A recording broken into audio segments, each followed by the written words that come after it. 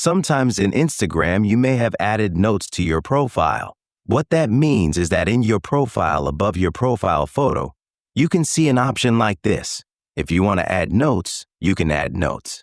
But if you have already added notes and you want to delete that note, you can do that. In this video, we will be telling about how to delete this note in Instagram. For this, first what we need to do is open Instagram application. After opening Instagram application down here, you can see your profile photo. Click on this profile photo. When you are clicking on that above, you can see that note. Just click on that note. And when you are clicking on that, here you can see delete note option. Click on delete note. When you are clicking on that, that note will be deleted. So this way you can easily delete any note in Instagram profile.